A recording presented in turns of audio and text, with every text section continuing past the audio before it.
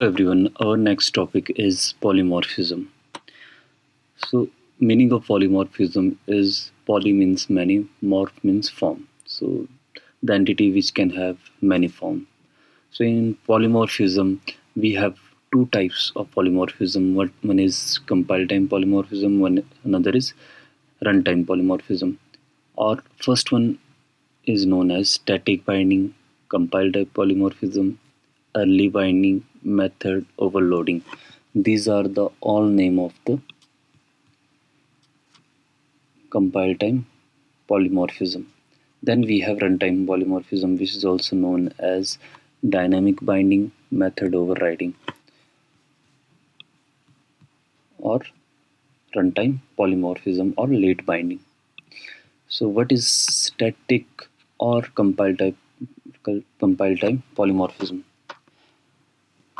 So, static polymorphism, some method name is overloaded with different type or different number of parameter in a same class. If a class have same different method with same name but different type of parameter or different number of parameter, then that concept is known as compile time. They are resolved at the time of compilations. So that polymorphism is known as compile time polymorphism. And in dynamic or runtime polymorphism, same method is overridden with the same signature in different classes. And this type of polymorphism is resolved at runtime. So that's why it is known as dynamic polymorphism. So let's see them with the help of an example. What we will do, we will create a class. First we will cover the static polymorphism. We will create a class. The class name is calculation. And this class have public static void main as well. And inside this class I have two methods, public add, public int add, and inside this add, suppose I have int a comma int b, and it will return a plus b. Then again I have one more method with the same name, but this time we have one more parameter as c. Then it is returning a plus b plus c. What I will do, we will create the object of this calculation.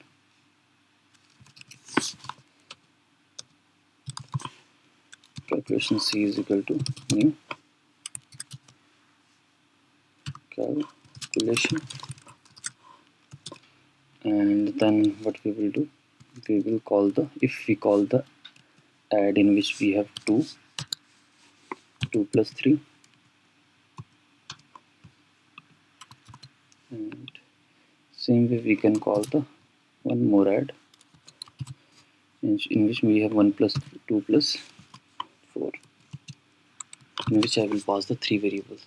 Suppose I have stored this in sum1 is equal to this, sum2 is equal to this,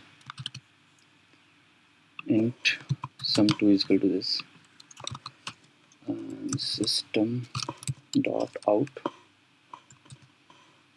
dot println sum1 is equal to sum1,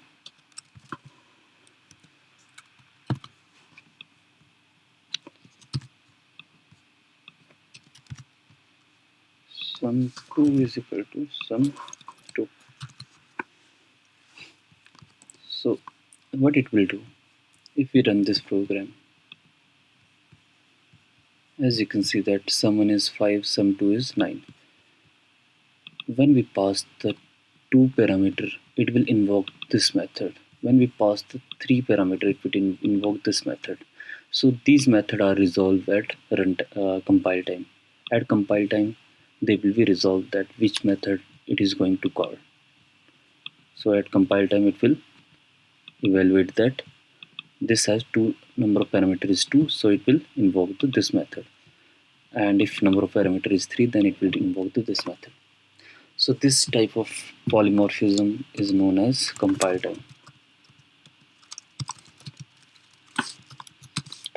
polymorphism. Compile time polymorphism. So let's see the example of the runtime polymorphism. So for runtime polymorphism, suppose we have this vehicle class in which is extended by car class, and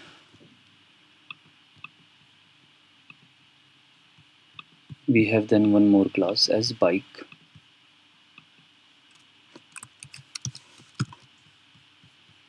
and this bike again have same method, it is overriding the same method,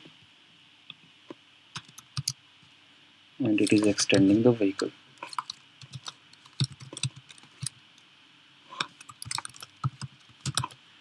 It is extending the vehicle. So here we have three class. One is vehicle class, and these two are child class of vehicle. Let's create a class, test class, in which I have public static void main method, and inside this test class what we will do, we will vehicle as we will create the reference of vehicle. First we will pass the object of vehicle to this reference v, and we have called the v.run. After that we will pass the reference of the car class, then we have called the run. Then we have passed the reference of the bike class, then we have called the run. As here you can see that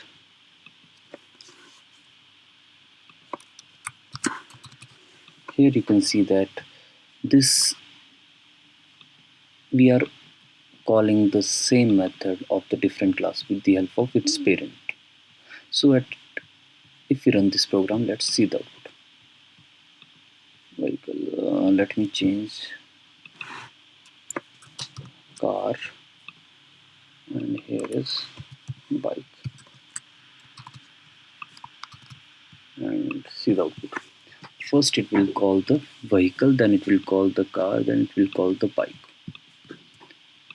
What it will do, it has created the object of first vehicle, then inside the vehicle, this reference of vehicle, it has created the object of the car.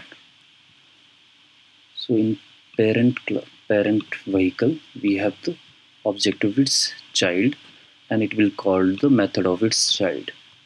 If we have object of another child, then it will call the method of the another child. So these all dependencies are resolved at runtime. At runtime it will create the object of its child. At compile time it will not be able to resolve. So at runtime it will resolve these objects, and it will call the respective objects. So this is the example of the dynamic or runtime polymorphism. So thank you